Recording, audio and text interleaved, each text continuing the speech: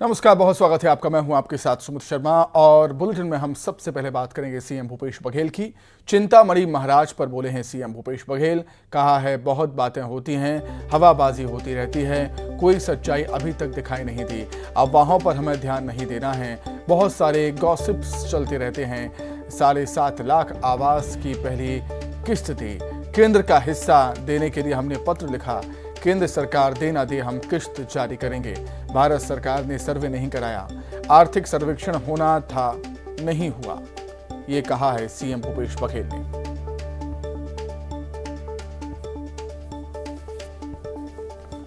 बहुत लोगों की बात होती रहती है, बहुत सारे हवाबाजी भी होती रहती है, लेकिन इसमें कोई सच्चाई तभी तक दिखाई नहीं दिया, तो उस अफवाह हम लोगों को ध्यान नहीं देना है। आवास को लेकर कि आपने आवास भी दिया है, केंद्र सरकार लगातार आवास दे रही है, कितना बड़ा झूठ है। भारत सरकार से मैंने पत्र लिखा कि भाई उसका हिस्सा हमको दो, नहीं दिए हैं। लेकिन राहुल जी की ही मंच में मैंने घोषणा की, भारत सरकार दे न दे इनको हम पैसा देंगे।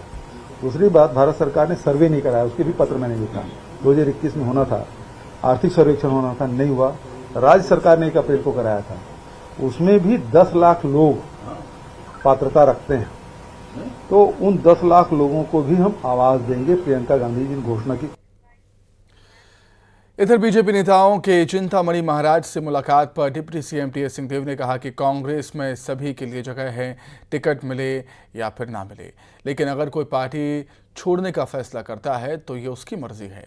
चिंतामणि महाराज को कांग्रेस में सम्मान मिला था।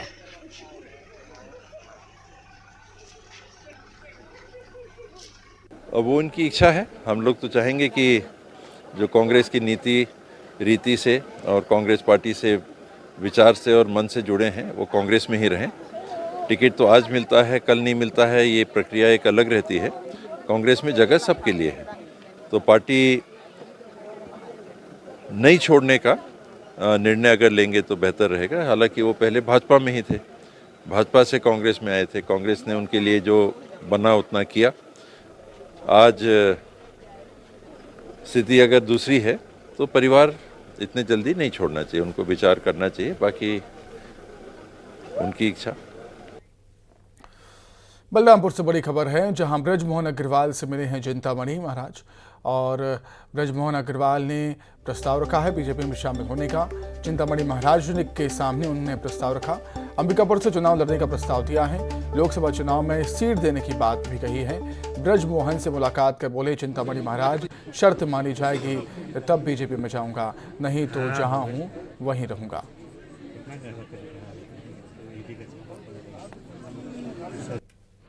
नहीं, मनाने आए थे ऐसा तो नहीं था। एक पंथ दो काज था। यहाँ पर काली माता का 31 फीट का मूर्ति बना है और माता जी का समाधि, दोनों का अनावरण था। तो चूँकि संस्था से वो भी जुड़े हुए हैं, इसलिए वो आए थे और उनके मन में ये बात भी था कि अगर हमारे साथ आ जाएं तो ज़्यादा अच्छा रहेगा। तो मैं उनको बोला हूँ कि भाई हमारा ये शर्त है, अगर ये शर्त मानने को तैयार हैं तो हम भी विचार करेंगे। क्या शर्त था महाराज जी, थोड़ा सा उसके बारे में बताएं। मैं उनको ये बोला हूँ कि आप अंबिकापुर से हमको चुनाव लड़ा दीजिए। तो उनका ये कहना था कि अभी जो तैयारी कर रहे हैं उन लोग नाराज़ हो जाएंगे, तो उसमें मेरा ये कहना है कि आप 6 महीना के लिए लड़ा दीजिए, वो लोकसभा देने को तैयार हैं। तो मेरा कहना है अभी आप विधानसभा लड़ा दीजिए, 6 महीना बाद लोकसभा होना है। तो लोकसभा में मैं विधानसभा छोड़ के उसमें चला जाऊंगा और जो अभी लड़ना चाहते हैं वो विधानसभा लड़ लेंगे। ये हमारा शर्त है, अगर वो मानने को तैयार हैं तो मैं आऊँगा, नहीं तो जहाँ पर हूँ वहाँ पर ठीक है। अगर आपकी शर्त मान ली जाती है तो? अगर शर्त उन लोग मानने को तैयार हैं तो हम भी विचार करने को तैयार हैं। गाहिरा गुरु जी ने जहाँ पर साधना की है वहाँ पर माता काली की मूर्ति की प्राण प्रतिष्ठा हुई है और जहाँ माता जी ने साधना की है वहाँ पर माता जी की समाधि बनाई गई है।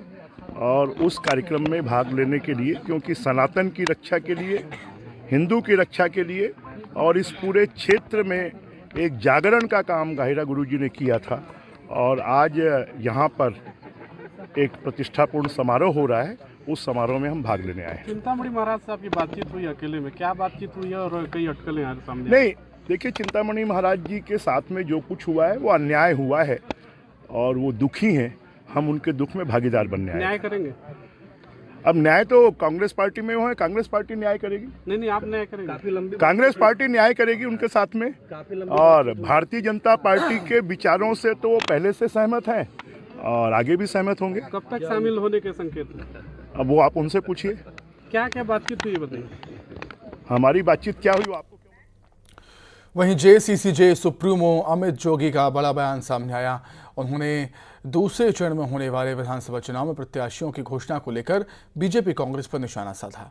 उन्होंने कहा कि उनकी पार्टी का फैसला दिल्ली में नहीं, छत्तीसगढ़ में किया जाएगा। प्रत्याशियों की लिस्ट विधानसभा की जनता तय करेगी। रही बात कोटा विधानसभा की, तो पार्टी की सीनियर लीडर रेणु जोगी वहां से चुनाव लड़ेंगी। अमित जोगी ने कहा कि उनकी पार्टी पूरे 90 विधानसभा सीट पर चुनाव लड़ेगी। जेसीसीजे के प्रदेश अध्यक्ष अमित जोगी इस वक्त हमारे साथ हैं। अमित जी, लगातार आप दौरा कर रहे हैं, विधानसभा मुहाने पर है, लेकिन अभी तक के आपको प्रत्याशियों की जो लिस्ट है वो जारी नहीं हुई है। कब तक के जारी हो, किसका इंतजार है? भाई, हमारी जो पहले चरण का चुनाव है उसकी तो पूरी लिस्ट जारी हो गई है और सब लोग जान भी रहे हैं कौन हमारे प्रत्याशी है, नहीं है। मैं कोई लिस्ट जारी करने में विश्वास नहीं करता हूँ। हमारी पार्टी जो है उसका आला कमान भाजपा और कांग्रेस की तरह दिल्ली में नहीं है कि दिल्ली में बैठ के कोई लिस्ट जारी कर दी कि फलाने तय किया है, फलाने तय किया है। हमारा जो निर्णय होना है वो तो उसी विधानसभा क्षेत्र के लोग खुद करेंगे। तो हमारी जो लिस्ट है वो जब नामांकन भरा जाएगा तब आपको समझ में आ जाएगा कि कौन हमारा प्रत्याशी है, नहीं है। बिलासपुर संभाग में क्या स्थिति देखते हैं जोगी कांग्रेस की, क्योंकि अभी भी लिस्ट जारी नहीं हुई है, किसी का इंतजार है क्या? कोई और भाजपा कांग्रेस के नेता आपके संपर्क में है क्या, जो लड़ सकते हैं?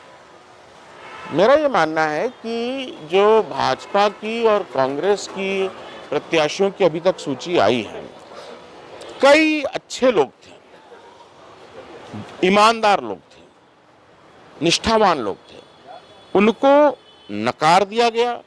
क्या फैक्टर्स रहे नहीं रहे, सारे निर्णय बैठ के दिल्ली के किसी ड्राइंग रूम में हुए हैं। हमारा जो उद्देश्य है कि छत्तीसगढ़ के लोगों को हमें पूरा मौका देना है, वो अपने निर्णय अब खुद लेंगे। अमित जोगी पाटन या फिर मनेंद्रगढ़? अमित जोगी पाटन भी और मनेंद्रगढ़ भी, पटनम भी, बीजापुर भी, कोंटा भी, मैं तो 90 जगह से लड़ रहा हूँ। किंग मेकर होंगे? मुझे न किंग मेकर बनना है न किंग बनना है। मेरा एक ही मकसद है, छत्तीसगढ़ की जनता को किंग बनाना। निश्चित रूप से तो ये हमारे साथ अमित जोगी थे, जो जेसीसीजे के प्रदेश अध्यक्ष, और उनका साफ तौर पे ये कहना है कि आगामी विधानसभा चुनाव में उनके प्रत्याशियों की लिस्ट जो है वो जल्द से जल्द जारी होगी। और कहीं ना कहीं उन्होंने यह भी दावा किया है कि आगामी विधानसभा चुनाव में वो छत्तीसगढ़ में जोगी कांग्रेस की सरकार बनाते हुए नजर आएंगे। बिलासपुर से न्यूज़ 18 के लिए उमेश मौर्य। सारंगढ़ बिलाईगढ़ से बड़ी खबर है, जहां कांग्रेस के विधायक चंद्रदेव राय नाराज हैं। टिकट नहीं मिलने से नाराज हुए हैं चंद्रदेव। न्यूज़ 18 से बातचीत में बोले हैं चंद्रदेव राय, मेरा टिकट कटना समझ नहीं आया कार्यकर्ताओं और मुझे समझ नहीं आया। निर्दलीय चुनाव लड़ने पर कार्यकर्ताओं से वो पूछेंगे, राय लेंगे, सलाह लेंगे।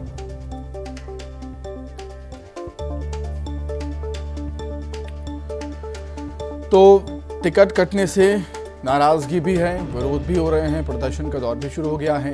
सारंगढ़ बिलाईगढ़ में कांग्रेस के विधायक चंद्रदेव राय नाराज हैं क्योंकि उनको टिकट नहीं मिला। न्यूज़ 18 से बातचीत उन्होंने की, बोले कि मेरा टिकट कटना समझ नहीं आया कि किस आधार पर कांग्रेस पार्टी ने उनका टिकट काटा। मैं बखूबी 2008 से तैयारी कर रहा था। 2018 मुझे टिकट मिली और एक शिक्षक नेता के रूप में मैं पूरे प्रदेश में जाना जाता था। और जैसे मुझे अवसर मिला, बड़ी मेहनत करके सिद्धि के साथ इस क्षेत्र की बड़ी जो चुनाव थी, बीएसपी से टक्कर लेना, भारतीय जनता पार्टी की सरकार से टक्कर लेना और जीत करके कांग्रेस की झोली में डालना, ये बड़ी कठिन सफ़र रहा मेरे लिए। और 2018 में 10,500 से अधिक वोटों से हमने जीता।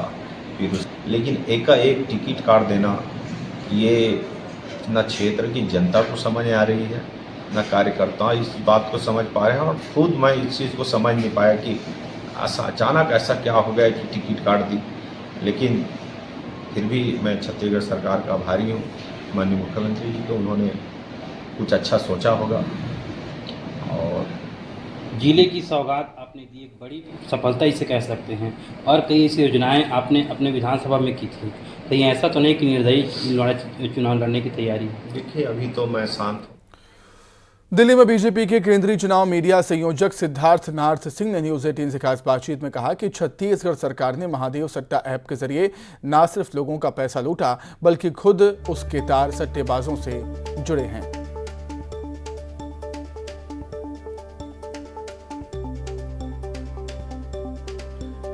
तो दिल्ली में बीजेपी के केंद्रीय चुनाव मीडिया संयोजक सिद्धार्थ नाथ सिंह ने न्यूज 18 से खास बातचीत में कहा है कि छत्तीसगढ़ सरकार ने महादेव सट्टा ऐप के जरिए न सिर्फ लोगों का पैसा लूटा है, बल्कि खुद उसके तार सट्टेबाजों से जुड़े।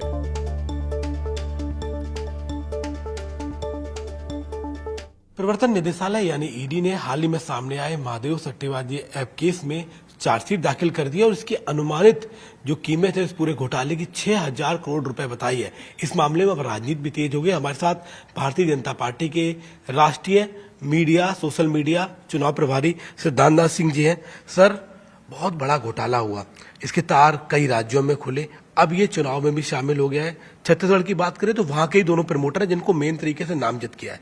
आप इसको कैसे देखते हैं? और इतना बड़ा घोटाला सर, कई राज्यों की पुलिस इस मामले में इन्वॉल्व थी, लेकिन कोई बात नहीं खुली। नहीं, देखिए, ये विशाखापट्टनम में एफआईआर हुई थी, वहां से ये इसके तार जुड़ते हैं, और उसके बाद ईडी एफआईआर के ऊपर कार्रवाई करती है, और जब वहां से यहां आता है तो उसके ओनर्स जो हैं, उसके ये ऐप जो महादेव ऐप है जिसका जिक्र हो रहा है, वो छत्तीसगढ़ के होते हैं, भिलाई के होते हैं प्रमोटर्स। तो वहां पे जो होता है, तो वहां पे भी जब ईडी कार्रवाई करती है तो एफआईआर छत्तीसगढ़ की है, मगर उसको एफआईआर से वो पैसा ऐट रहे थी सरकार। जो एजेंट है कांग्रेस के, वो उससे ऐट रहे थे। विनोद वर्मा उसमें प्रमुखता से है और कुछ पुलिस के अधिकारी। ईडी ने उनको अरेस्ट किया है। अब ईडी ने जब अरेस्ट किया, जब से भूपेश बघेल जी घबराए हुए घूमते हैं, क्योंकि दरवाजा जो है वो उन्हीं का दरवाजा खुलता है इसके बाद, क्योंकि विनोद वर्मा के तार बघेल साहब के साथ जुड़ते हैं। अब इन चीजों को लेते हुए घबराकर हर दफे प्रेस करते हैं और बयानबाजी करते हैं, तो वो उनकी बयानबाजी में ये बड़ा गंभीर है, क्योंकि इसमें 10 लाख युवाओं का पैसा डूबा है छत्तीसगढ़ में। आप सोच सकते हो कितना बड़ा पैसा होएगा, और जब इतना बड़ा डूबेगा तो मुद्दा तो बनेगा ही। सर, लगातार ये बात सामने आई सरकार के संरक्षण की, लेकिन भूपेश बघेल जी कहते हैं चूंकि उससे जीएसटी मिलता था, इसलिए मोदी सरकार ने उसको बैन नहीं किया। देखिए, जीएसटी एक प्रावधान है। कहीं भी जीएसटी राज्य का होता है तो केंद्र और राज्य के बीच में उसका डिवीजन होता है, लेकिन कोई अधिकार लाइसेंस का होता है, वो जीएसटी से संबंधित नहीं होता है। और कोई भी गेमिंग ऐप है, ये गेमिंग ऐप है, ये गेमिंग ऐप का जो लाइसेंस है भारत सरकार नहीं देती है, वो नागालैंड की सरकार, राज्य सरकार ऑल इंडिया बेसिस पे देती है। और उसको बैन करने का अधिकार जो लॉटरी लाइसेंस होता है राज्य के पास, उसके अधीन आप ये गेमिंग ऐप बैन कर सकते हो। अन्य राज्यों ने करा है, आंध्र प्रदेश कर चुका है, तेलंगाना कर चुका है, आपका तमिलनाडु कर चुका है। ऐसे करते हुए अन्य राज्यों ने इसको बैन किया है। तो छत्तीसगढ़ के अंदर वहां के लोग थे, आपने एफआईआर तक दर्ज करी जब तक कि ईडी भी नहीं आई थी। ये मेरा सीधा आरोप है बघेल साहब के ऊपर। आपने एफआईआर दर्ज किया, आपने एफआईआर दर्ज किया था इस महादेव ऐप के प्रमोटर्स के ऊपर, क्योंकि आपको पैसा ऐंठना था। तो इतने दिनों बाद आपने क्यों नहीं उसको बैन किया?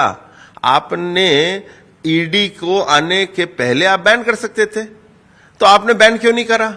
और जब ईडी ने कार्रवाई करी और तार आपसे जुड़ते हुए आ रहे हैं, तो आप कहते हो जीएसटी मोदी जी लेते हैं इसलिए नहीं बैन कर रहे हैं।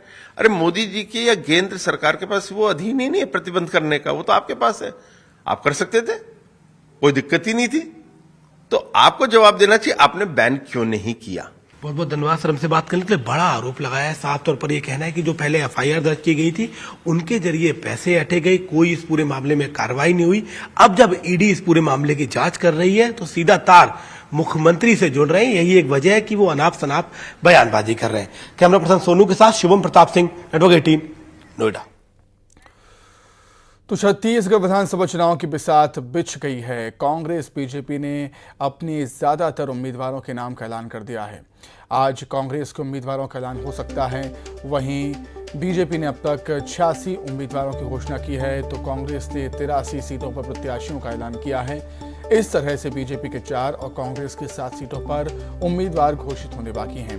अंबिकापुर, बेलतरा, बेमेतरा और कसडोल में बीजेपी के चेहरे सामने आने का इंतजार है। वहीं कसडोल, सरायपाली, बैकुंठपुर, रायपुर उत्तर, महासमुंद, धमतरी, सिहावा सीट पर कांग्रेस उम्मीदवार का इंतजार हो रहा है।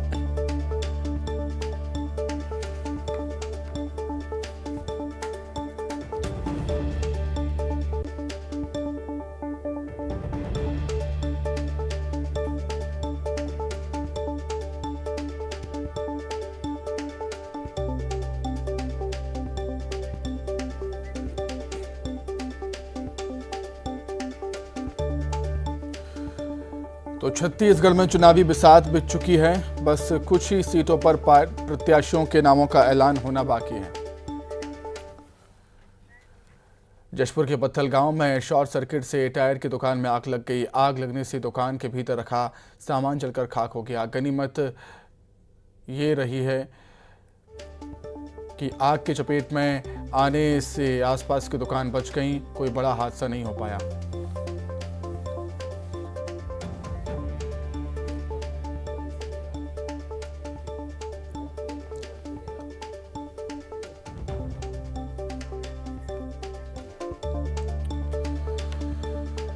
तो दुकान में रखा सामान जलकर खाक हुआ है। जशपुर के पत्थल गांव में शॉर्ट सर्किट से टायर की दुकान में आग लग गई है। आग से दुकान में रखा सारा सामान जलकर खाक हो गया।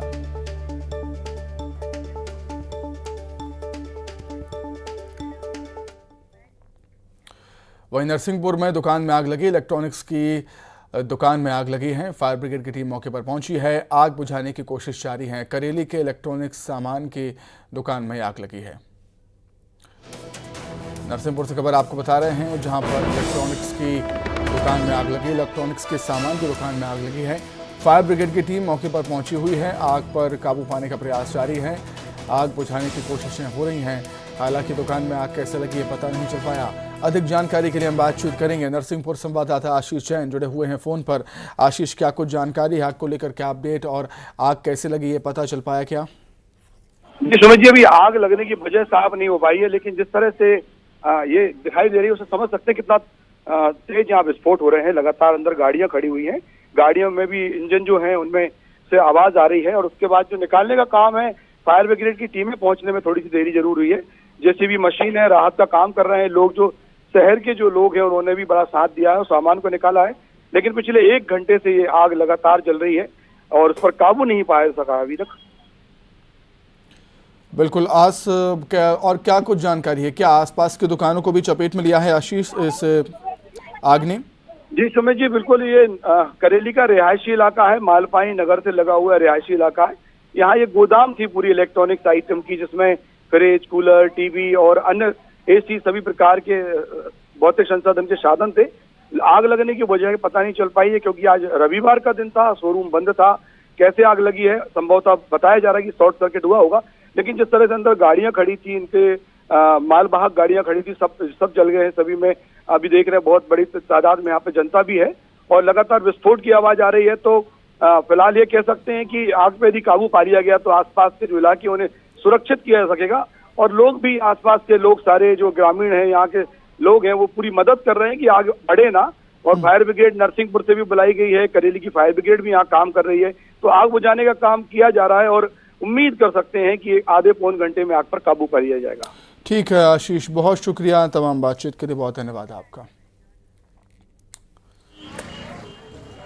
तो करेली के इलेक्ट्रॉनिक्स सामान की दुकान में आग लगी है। हालांकि आग कैसे लगी है पता नहीं चल पाया है। फायर ब्रिगेड की टीम मौके पर मौजूद है और आग बुझाने की कोशिशें हो रही हैं।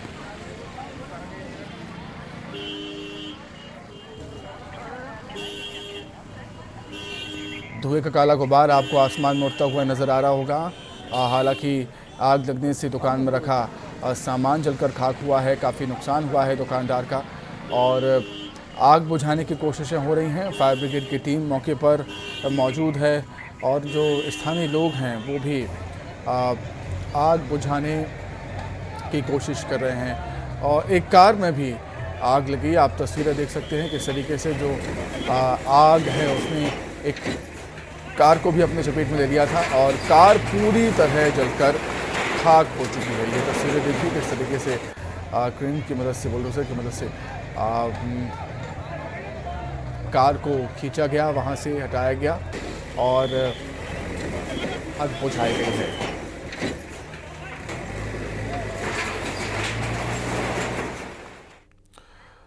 इसी के साथ ही फिलहाल इस बुलेटिन में इतना ही। खबरें लगातार जारी है। नमस्कार।